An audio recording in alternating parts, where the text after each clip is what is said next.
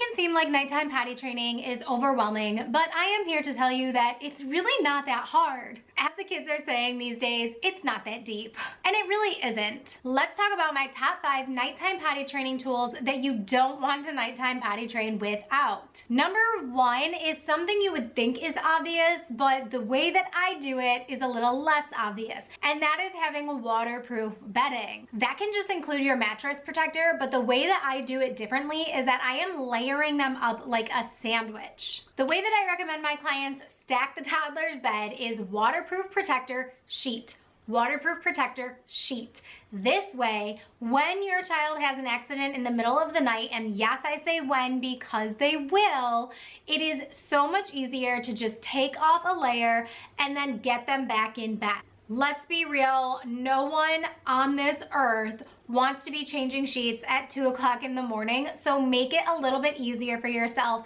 Anticipate the accident is going to happen.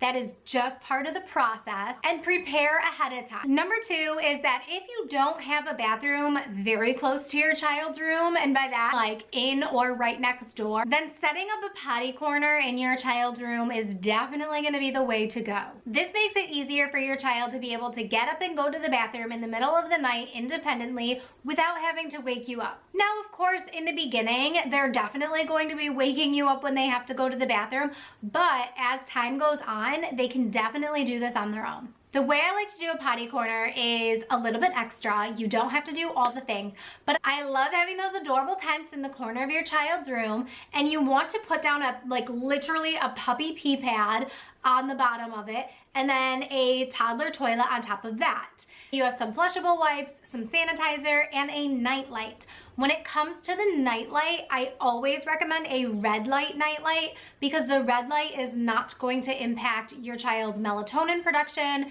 This is where like the sleep training and potty training in all of Slumber and Bloom comes into one pretty bow in one little package, and I can be passionate about your child's sleep and their sleep quality and having them be able to do nighttime potty training. You definitely want to make sure you have some sanitizer in your child's room, and that's pretty much it. They don't need any like books or toys or any of that in their potty corner because this is purely a transactional bathroom stop, and this is not for entertainment purposes.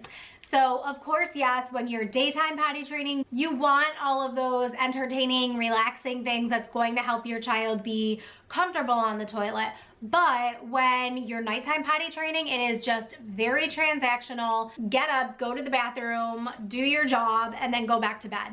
The next thing that you want is a shameless plug. Grab the Slumber and Bloom Guide to Naps and Nighttime Potty Training. This guide is going to take everything that I am telling you in this video and then a whole lot more on step-by-step how to do this nighttime potty training. And yes, it also covers naps. If you did my initial potty training course, then you've already covered the naps, but knowing that not everyone potty trains initially the way that I recommend it, I am also including naps in this guide. So yes, it is a must-have guide to nap and nighttime potty training. Grab it in the description box down below, and I will also pin it in the comment section. The 4th thing that you definitely need when nighttime training is already laid out: new underwear and new pajamas. You want to make sure that you don't have to turn lights on, or at least bright lights on, in your child's bedroom when they have the accident and when you need to help them get changed.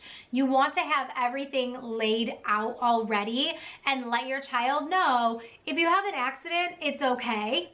Let's pick out a pair of underpants and a pair of pajamas that we can just put on quickly in the night just in case we need to make a change. This is also where the wipes are going to come in. Hopefully it's just a pee accident and that your child is not having a poop accident and they don't need to go into the bathroom and completely shower. Most of the time when you're initially nighttime potty training, you're dealing with pee only. So what you could do is wipe them down with baby wipes, get them redressed, and if you need to shower them in the morning, go ahead and do that.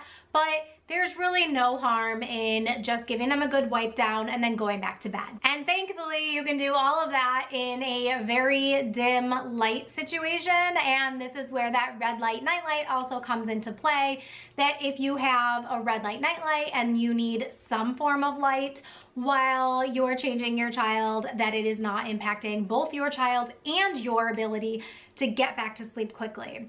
So fun fact about the red light is when our eyeballs come into contact with either natural daylight or artificial light, so light bulbs, it tells our brain to stop producing melatonin. So that in itself tells our brain it is morning time, it is time to wake up, and it is going to make it so much harder to get back to sleep.